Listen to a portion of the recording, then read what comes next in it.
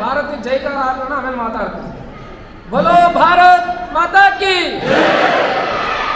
ನೀಲಾಂಜನ ಸಮಾಭಾಸಂ ರವಿಪತ್ರಂ ಯಮಾಗ್ರಜಂ ಛಾಯಾ ಮಾರ್ತಾಂಡ ಸಂಭೂತಂ ತಂ ನಮಾಮಿ ಶನೈಶ್ಚರಂ.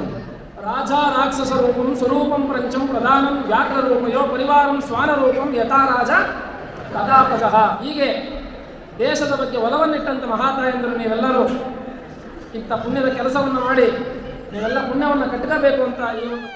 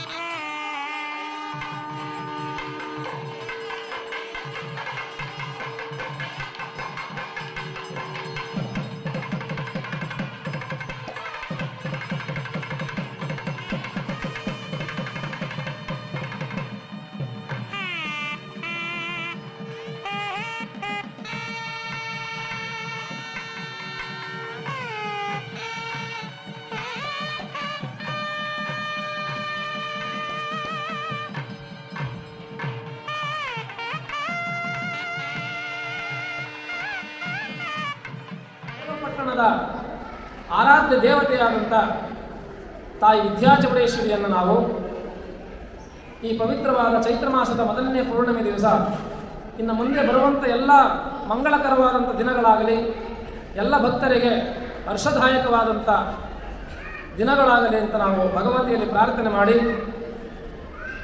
ಇವತ್ತಿನ ದಿನ ವಿದ್ಯಾಚೌಡೇಶ್ವರಿ ಅಮ್ಮನವರ ಸನ್ನಿಧಾನದಲ್ಲಿ ಯಥಾ ಸ್ಥಿತಿಯಲ್ಲಿ ಇವತ್ತು ವಿರಾಜಮಾನವಾಗಿ ತಾಯಿ ವಿದ್ಯಾಚೌಡೇಶ್ವರಿ ಅಮ್ಮನವರು ಶಾಸ್ತ್ರದಲ್ಲಿ ನೀಲಾಂಜನ ಸಮಾಭಾಸಂ ರವಿಪತ್ರಂ ಯಮಾಗ್ರಜಂ ಛಾಯಾ ಮಾರ್ತಾಂಡ ಸಂಭೂತಂ ತಂ ನಮಾಮಿ ಶನೈಶ್ಚರಂ. ಕರ್ಮಧಾತನಾದಂಥ ಜಗದೊಡೆಯನಾದಂಥ ಭಕ್ತರ ರಕ್ಷಕನಾದಂಥ ಶನಿರಾಜನನ್ನು ನಾವು ಉತ್ಸವಕ್ಕೆ ಅಮ್ಮನವರ ಬಲಭಾಗದಲ್ಲಿ ಆಸೀನರೂಢರಾಗಿದ್ದಾರೆ. ವಿದ್ಯಾಚೌಡೇಶ್ವರಿ ಅಮ್ಮನವರ ಎಡಭಾಗದಲ್ಲಿ ಅಮ್ಮನವರ ತಂಗಿಯಾದಂಥ ಚಿಕ್ಕಚೌಡಮ್ಮನನ್ನು ಸುಧಾ ವಿರಾಜಮಾನವಾಗಿ ಉತ್ಸವಕ್ಕೆ ಶೃಂಗಾರಗೊಂಡು ಅಮ್ಮನವರು ಈಗ ನಮ್ಮನ್ನು ಅನುಗ್ರಹಿಸ್ತಾ ಇದ್ದಾರೆ. ನೋಡಿ, ಒಂದು ಮನೆಗೆ ಏನಿರಬೇಕು, ಒಂದು ಮನೆಗೆ ಏನಿರಬೇಕು, ಮನೆ ತುಂಬ ಮಕ್ಕಳಿರಬೇಕು ಅಂತ ಹೇಳ್ತಾ ಇದ್ರು. ಆದರೆ ನೀವೆಲ್ಲ ಕೇಳಿಸ್ಕೋಬೇಕು ಈ ವಿಚಾರನ.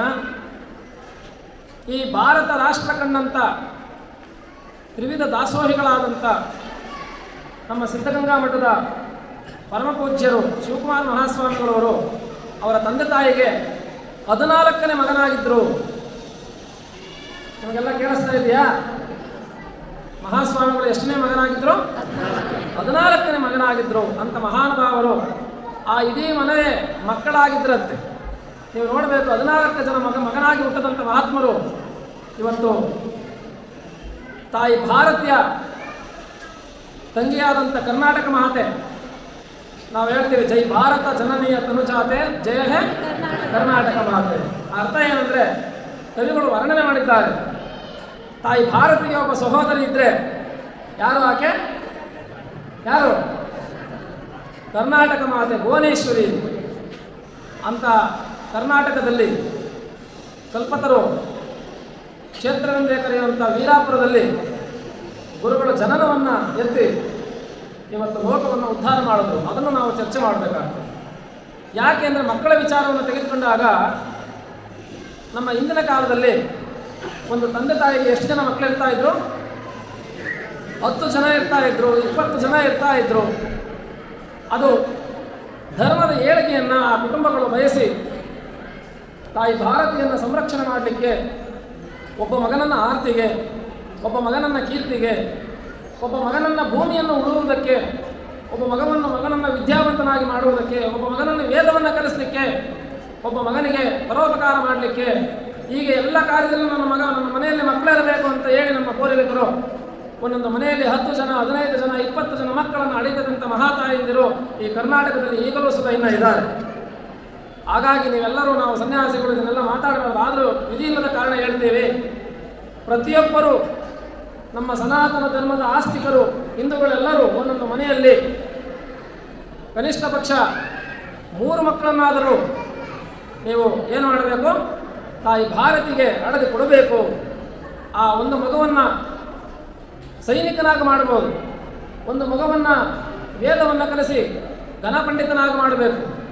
ಹೀಗೆ ದೇಶದ ಬಗ್ಗೆ ಒಲವನ್ನಿಟ್ಟಂಥ ಮಹಾತಾಯಂದರು ನೀವೆಲ್ಲರೂ ಇಂಥ ಪುಣ್ಯದ ಕೆಲಸವನ್ನು ಮಾಡಿ ನೀವೆಲ್ಲ ಪುಣ್ಯವನ್ನು ಕಟ್ಟಬೇಕು ಅಂತ ಈ ಒಂದು ಪವಿತ್ರವಾದ ದಿನ ನಾವು ನಿಮಗೆ ಹೇಳ್ತಾ ಇದ್ದೇವೆ. ಯಾಕಪ್ಪ ಈ ವಿಚಾರವನ್ನು ಸ್ವಾಮಿಗಳು ಚರ್ಚೆ ಮಾಡ್ತಾ ಇದ್ದಾರೆ ಅಂದರೆ, ನಾವು ಹಿಂದೂಗಳ ಸಂಖ್ಯೆಯು ದಿನ ಏನಾಗ್ತಾ ಇದೆ? ಕಮ್ಮಿ ಆಗ್ತಾ ಇದೆ. ಹಾಗಾಗಿ ನಮ್ಮ ಧರ್ಮ, ನಮ್ಮ ದೇಶ ಉಳಿಬೇಕು ಅಂದರೆ ಹಿಂದೂಗಳ ಸಂಖ್ಯೆ ಏನಾಗಬೇಕು? ಜಾಸ್ತಿ ಆಗಬೇಕು. ಯಾರೋ ಒಬ್ಬ ನಮ್ಮ ಧರ್ಮದ ಬಗ್ಗೆ ಮಾತಾಡ್ತಾನೆ ಅಂದರೆ ನಾವು ಕಿವಿಯನ್ನು ಕೊಡಬಾರ್ದು, ಆ ಮಾತನ್ನು ನಾವು ಕೇಳಿಸ್ಕೋಬಾರ್ದು. ನಮ್ಮ ಧರ್ಮವೇ ಶ್ರೇಷ್ಠ ಅಂತ ನಾವೇನು ಮಾಡಬೇಕು? ನಮ್ಮ ಧರ್ಮದ ದಾರಿಯಲ್ಲಿ ನಾವೆಲ್ಲ ನಡಿಬೇಕಾಗ್ತದೆ. ಆ ಧರ್ಮದ ದಾರಿ, ಮೊದಲನೆಯ ದಾರಿಯೇ ಸಂಸ್ಕೃತಿ, ಸಂಸ್ಕಾರ.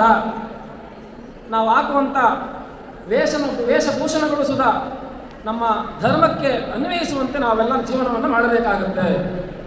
ಅದಕ್ಕೆ ವಿದ್ಯಾಚೌಡೇಶ್ವರಿ ಅಮ್ಮನವರ ಸನ್ನಿಧಾನದಲ್ಲಿ ಪ್ರತಿನಿತ್ಯವೂ ನಿಮಗೆ ನಾವು ಹೇಳೋದು ರಾಜ ರಾಕ್ಷಸ ರೂಪಂ ಸ್ವರೂಪಂ ಪ್ರಪಂಚಂ ಪ್ರಧಾನಂ ವ್ಯಾಘ್ರ ರೂಪಯೋ ಪರಿವಾರಂ ಶ್ವಾನ ರೂಪಂ ಯಥಾ ರಾಜ ತಥಾ ಪ್ರಜಃ.